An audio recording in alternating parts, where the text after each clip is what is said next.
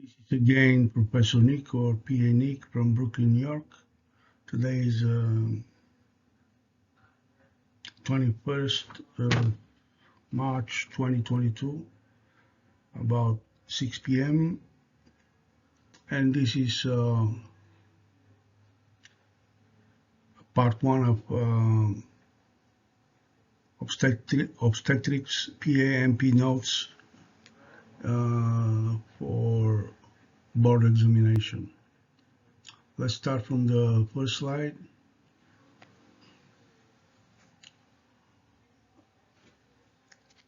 The first slide, there is a nice view of island with ocean, rocks, and beach, and nice sky.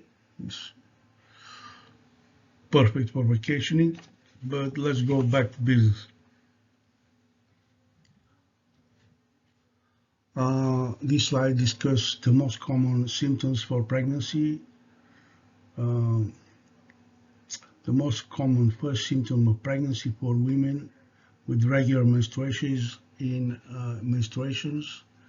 is amenorrhea.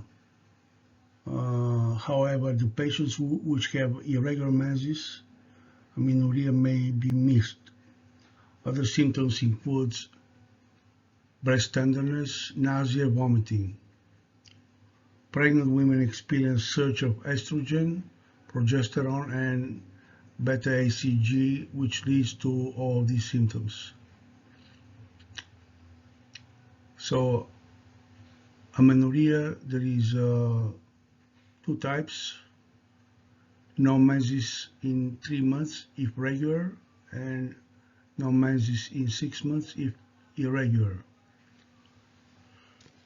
Here we have a clinical scenario of a 27-year-old woman presents with nausea and vomiting for the last 2 weeks.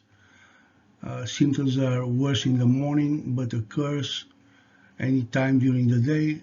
She is decreased in appetite. Her last menstrual period was 6 weeks ago. Physical exam is unremarkable. Let's go to the next slide.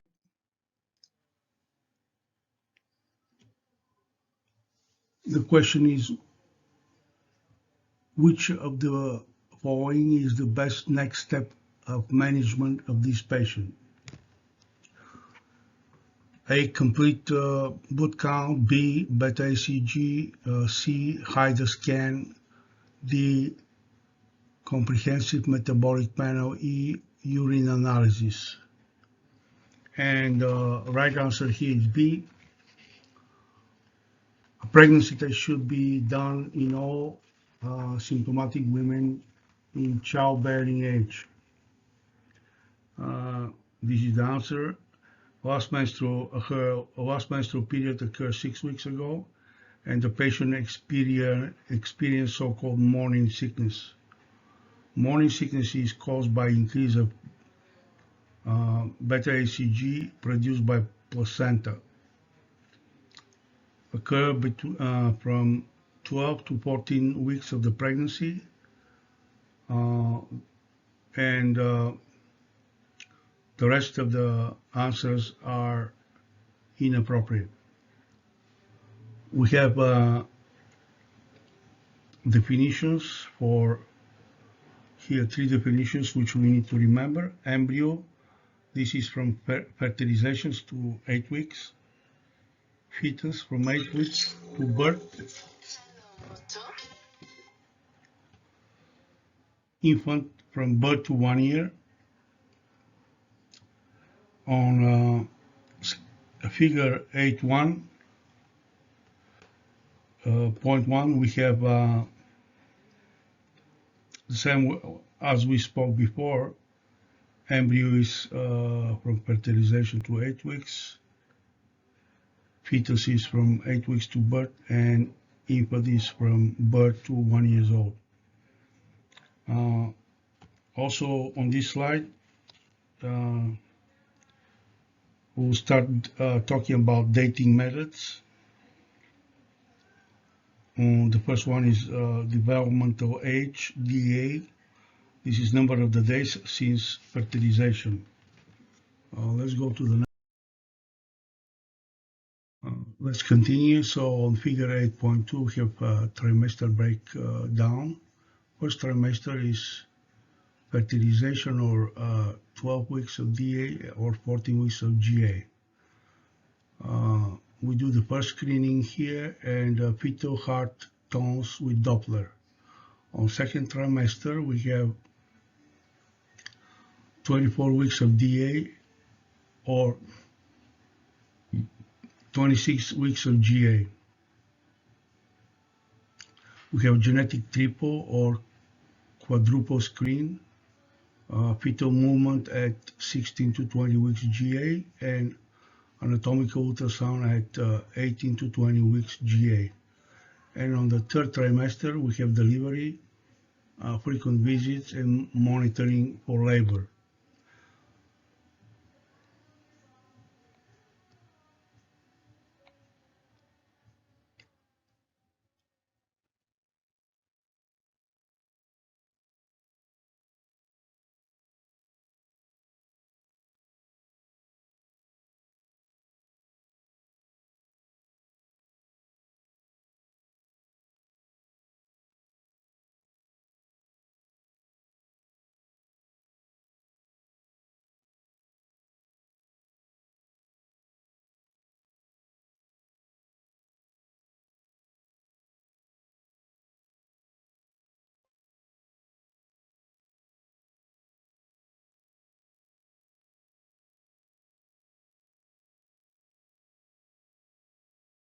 Let's go to the next slide. On this slide, we have term lengths. So pre-viable, this is the fetus born before 24 weeks. Then we have preterm, fetus born between 25 to 37 weeks. And the term is early term, fetus born between 37 weeks and 38 weeks, 6 days. Full term, fetus between 39 and 40 weeks, 6 days. And late term, fetus born between 41 weeks and 6 days. On table, on figure 8.3, we have the term length explained in a very nice way. And then the last one is post-term, fetus born after 42 weeks. So we have pre-viable fertilization, preterm 24 weeks GA, term 37 weeks GA, and post-term 42 weeks GA. Then the slide continue explaining the gravity and parity. Gravity, this is the number of times when a patient was pregnant. Parity is when what happened to the pregnancy. This is broken down in 4 numbers. Number 1, full-term births. Number 2, preterm births. Number 3, abortions, both spontaneous and induced. Number 4, living children. So if we have a patient which has multiple gestational pregnancy, one birth result in living children.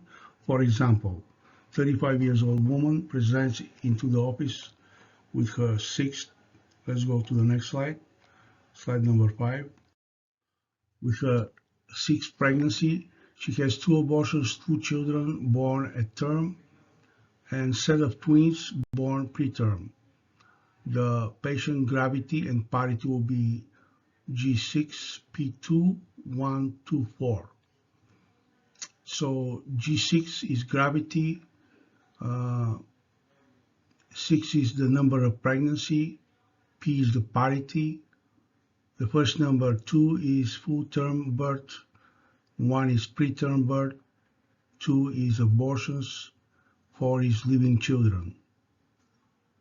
This is on figure 16.4, explanation of gravity and parity. And there is a clinical tip here, which states that the full term, F is for full term birth, P is like preterm birth, A for abortions, L living children. So basically it's equal to F dash slash PAL. We have here on this slide also the signs of the pregnancy. And we have a scenario here. We have a clinical vignette of a 20 years old woman presenting in the office because she believes that she is pregnant. Her sexual partner usually pull out, but did not do the last 2 weeks. She is now 4 weeks late in her menstruation. Which of the following is the first signs of pregnancy found on a physical exam? A. Quickening. B. Goodell sign. E. Ladin sign. D. Linea nigra. So let's go to the next slide, which is slide number 6. And E is Hoasma. The right answer here is B. Goodell sign. One of the first signs of pregnancy that is seen on physical exam is so-called Goodell sign, which is softening of the cervix in the first 4 weeks. Quickening is the first time the mother feels fetal movement. And we have here this nice table where it explains all the signs of pregnancy. Goodell sign is a softening of the cervix at 4 weeks. Ladin sign is softening the middle of the uterus on 6 weeks. Chadwick sign, a blue discoloration of the vagina and cervix on 6 to 8 weeks. Ectasia and palmar erythema. This is when the small blood vessels and reddening of the palms. This is on the first trimester.